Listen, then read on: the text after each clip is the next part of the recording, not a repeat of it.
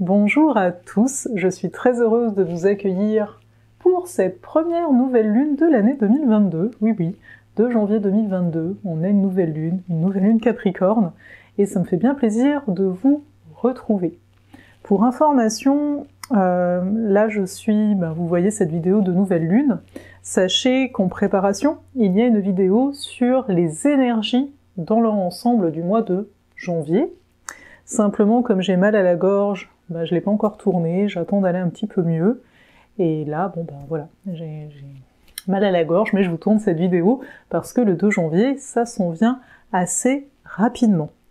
Avant d'aller plus loin dans cette vidéo, je voulais vous dire que le Conseil des 3 se réunit en date du 2 janvier, du dimanche 2 janvier, donc vous pouvez regarder là sur la chaîne au niveau des vidéos. Vous avez une vidéo première, ça s'appelle, donc il suffit d'activer le rappel. C'est dimanche à 20h heure de France, 14h Québec, que avec Luciana et Axel, on va vous parler des grands événements astrologiques qui nous attendent pour 2022. Voilà, donc j'espère vous y trouver nombreux. Le procédé de ce type de vidéo, c'est que vous regardez la vidéo et tous les 3, avec Axel et Luciana, on est là dans le chat au besoin. Voilà. Aussi, je voulais vous dire qu'en date du 22 janvier, la nouvelle session de l'alchimie des astres va débuter. L'alchimie des astres, c'est si vous voulez apprendre à interpréter une carte du ciel en ma compagnie. Sachez qu'il n'y a que 14 places de disponibles, ça dure 5 mois, on sera donc en petit comité, on se voit tous les mois, à la fin on a vraiment des pratiques, et je tiens à insister là-dessus, que vous soyez total débutant ou non, c'est fait pour vous. Je veux dire, vous y connaissez rien du tout en astrologie, mais vous êtes vraiment intéressé à mieux vous connaître, venez, c'est fait pour, en tant que tel. Et je tiens donc aussi à préciser qu'on est en petit comité, c'est pas des choses qui sont forcément proposées, alors qu'à mon sens, être au plus proche, au niveau des étudiants, pouvoir répondre aux questions, avoir une présence de qualité, pour moi quelque chose d'essentiel dans un apprentissage, une transmission. Donc voilà, si ça vous parle aussi, n'hésitez pas. Sachant qu'en plus, ici, vous allez avoir accès à la lune noire, vous allez avoir accès à Chiron en termes d'enseignement, et également j'ai un atelier le 22 janvier sur l'ascendant, et bien pour ceux qui s'inscrivent à l'alchimie des astres, il est inclus. C'est beaucoup, je sais, dans le sens où le 22 janvier, vous l'entendez, il y aura un atelier sur l'ascendant, si je vous mettrai les liens, voilà, si vous voulez plus d'infos, juste venir pour ça, voilà. Mais on va s'arrêter là pour ça, parce que ma voix, elle faiblit, et parce que ça fait beaucoup. Alors, on va passer à cette nouvelle lune, en Capricorne. Déjà, sachez une chose, la vidéo, elle est donc en chapitres, il y a 3 chapitres, je vais vous mettre le nom ici, des différents chapitres de ce qu'on va aborder, mais sachez que là, pour YouTube en tant que tel, vous allez avoir accès au premier chapitre. Après, si vous avez envie de voir la suite, mais surtout envie de travailler en ma compagnie, que je vous accompagne au travers de ce que la vie vous met sur votre chemin, j'ai envie de dire, vous pouvez venir au sein de l'astrosphère. L'astrosphère, pour moi, c'est un cercle d'intimes, on n'est pas forcément très nombreux, mais où je peux justement vous accompagner avec l'autre carte du ciel, où je vais répondre à différentes questions, et où vous avez accès à certains ateliers, etc., que je vais proposer. Voilà. Donc, sans plus tarder, on va se parler de cette nouvelle lune en Capricorne qui ouvre le bal, comme je vous le disais, pour l'année 2022. Une année assez intéressante d'un point de vue, je vous le dis de suite, collaboratif, mais je vous en parlerai davantage dans la vidéo, l'oracle du mois de janvier, n'est-ce pas?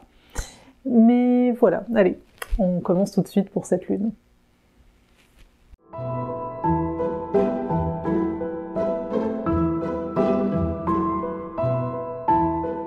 Alors, pour ce premier chapitre, on va vraiment s'appuyer sur cet axe du Capricorne et du Cancer, vu qu'en astrologie, à chaque fois je le dis, on est en lien.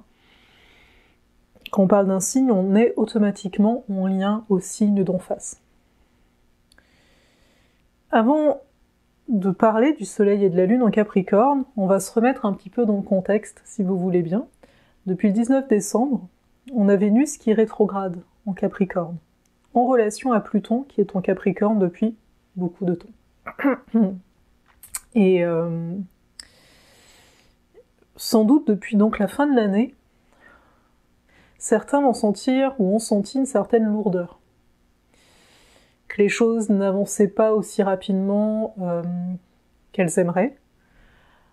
Faut voir qu'avec une Vénus rétrograde en Capricorne, le désir de construction, de bâtir, se voit comme un petit peu frustré.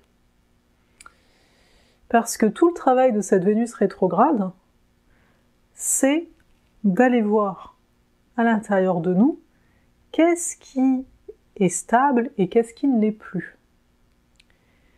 Et le propre, on va dire, de l'humain, en tout cas une des propriétés, c'est de vouloir garder ce qui a été bâti. On n'aime pas forcément jeter, on n'aime pas forcément lâcher prise sur des choses qu'on a construites depuis longtemps. On a du mal à faire ça. Et on est là-dedans.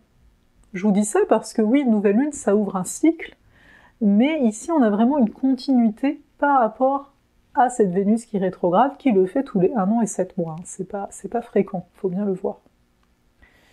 Donc qu'est-ce que ça veut dire? Ça veut dire qu'ici, avec ce soleil et lune en Capricorne, on met l'accent, en tout cas en début d'année, chacun va mettre l'accent sur ses valeurs, mais aussi sur sa posture, sur son positionnement d'un point de vue sociétal, par rapport à son entreprise, par rapport à la structure familiale. Si vous voulez, Capricorne va venir toucher toutes les structures. Donc on va commencer par la plus petite, qui est la structure 2 par 2, que ce soit au niveau ici du couple, que ce soit 2 par 2, mère-enfant, père-enfant, etc. De façon un peu plus large, on est dans la structure familiale. Bien sûr, la famille, on est tous le fils ou la fille d'un père ou d'une mère, d'une grand-mère, etc. Mais voilà, pour certains, c'est aussi la famille qu'ils bâtissent. Donc il y a la structure familiale, donc on a le couple, on a la structure familiale, on a la structure dans le groupe, les différents réseaux qu'on va fréquenter, chose qui est d'autant plus vraie parce que Saturne, qui maîtrise le Capricorne, se trouve en Verseau. Et bien sûr, mais encore plus largement, ces réseaux, ces groupes qui partagent des valeurs se retrouvent dans ce qu'on va appeler le monde et dans ce qu'on va appeler avant ça la société. Donc on est, d'un point de vue mondial autant qu'individuel, les deux sont toujours reliés, dans une posture d'essayer de se dire « Ok, il y a quelque chose qui marche plus ». On le sait depuis 2020, même avant, que quelque chose ne fonctionnait plus dans les structures, mais là, avec en arrière-fond la Vénus qui est rétrograde, et dans cette carte, Mercure n'est plus en Capricorne par contre, mais bon bref, eh bien on commence l'année en se disant « Ok, il va falloir accepter qu'il y a des choses que je ne vais pas pouvoir emporter pour 2022. » Quand je dis des choses, vous l'avez entendu, c'est des structures, donc pour peut-être certains ici se questionnent beaucoup sur leur couple, mais voyez que peut-être vous remettez en question l'autre en face, ou peut-être des fois vous-même, mais que c'est la structure de ce couple. Quand je dis structure, c'est dans les habitudes, dans ce qui est vécu ensemble, dans les espaces communs ou pas communs, vous voyez.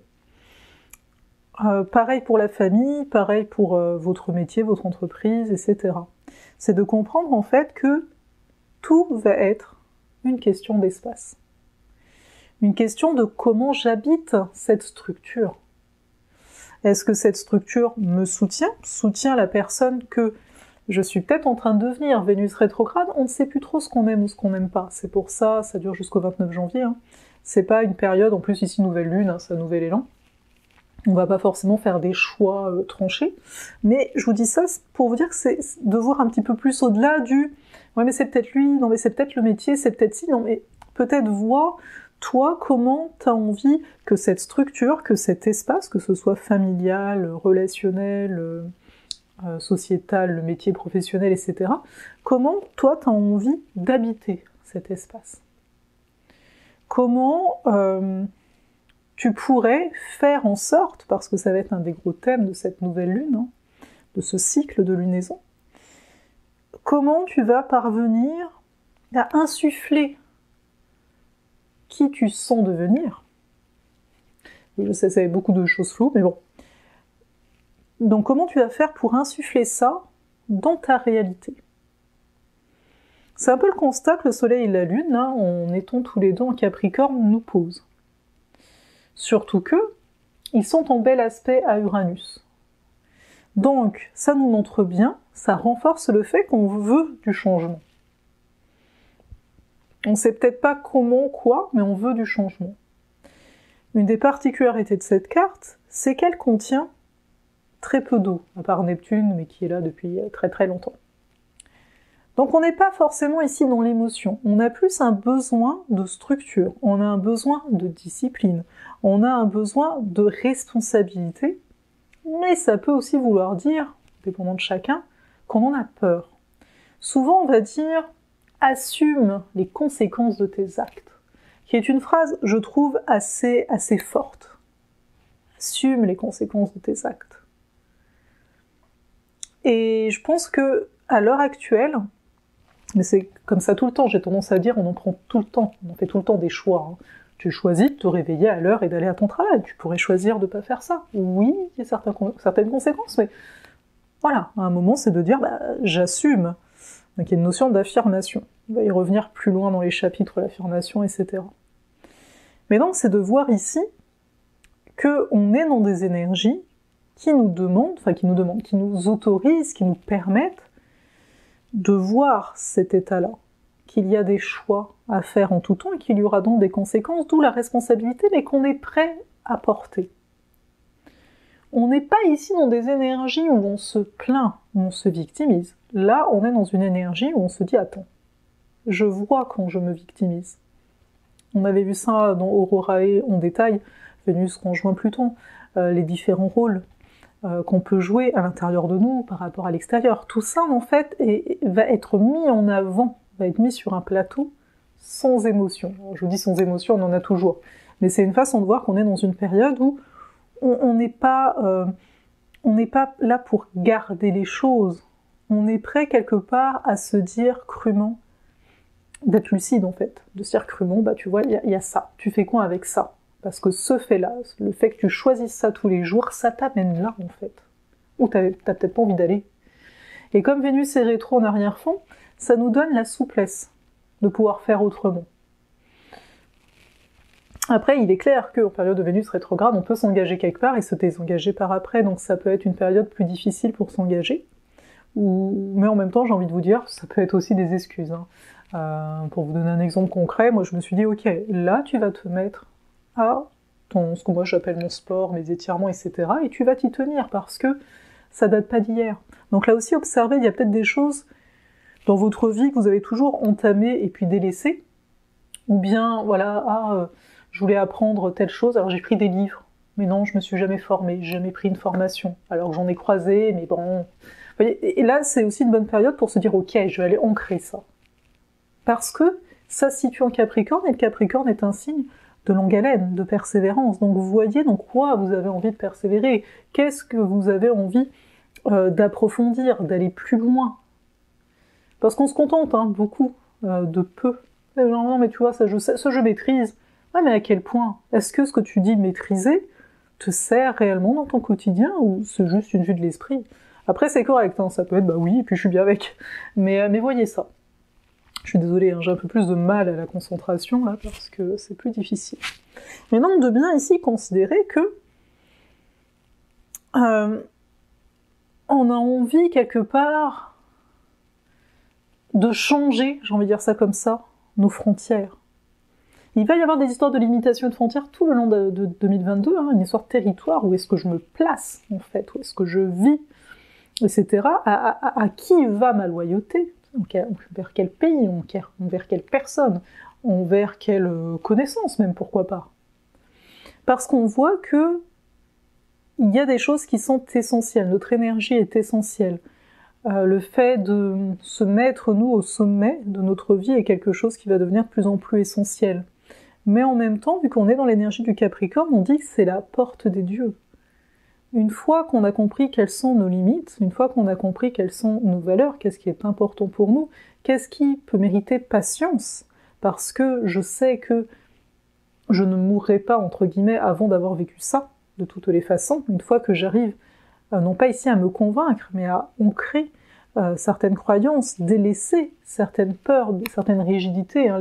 Des fois, les peurs agissent comme ça. Genre, ah non, mais si tu fais ça, ça n'ira pas. Et donc, tu te rigidifies et tu restes en fait dans une certaine prison. En fait, c'est vraiment ici un cycle où on se dit, ok, je comprends que la prison, je me la crée avec mes schémas, avec ce que je peux me raconter. Et maintenant, j'ai envie d'agir pour ouvrir la porte. Et je sais que pour ouvrir la porte, hein, Vénus en lien à Pluton, je vais affronter, entre guillemets, rencontrer en tout cas, des gardiens, des démons, des peurs en fait. Et je sais pas ce qu'il y a après. Mais Saturne qui maîtrise tout le Capricorne, il est après, il est dans le signe d'après, il est dans le Verseau. Et Saturne nous dit, j'ai une vision pour toi. Avec tout ce que tu as vécu là, jusque maintenant, je sais exactement ce que tu ne veux plus vivre. Mais sache que tu as les épaules, en fait, pour la suite. Et pas les épaules en mode tu vas porter, non. Tu vas te créer justement des structures, hein, que ce soit couple, familial, amical, etc., qui vont te soutenir. Sauf que, il y a peut-être certaines ambitions qui appartiennent à l'ancien monde, à l'ancien toi. Et c'est pas évident de faire la part des choses là-dedans. On va se parler plus amplement de tout ça dans le second chapitre, hein, où là on va aller un petit peu voir qu'est-ce qui se passe avec ce Jupiter Poisson et ce Mercure Verseau. Pour ceux qui ne continuent pas l'aventure dans cette vidéo, je vous remercie d'avoir été là, je vous remercie d'être là depuis très longtemps d'ailleurs pour certains, et on se retrouve beaucoup plus en longueur et tranquillement et avec j'espère une meilleure voix dans l'oracle du mois de janvier. Pour les membres de l'Astrosphère, je vous dis à de suite.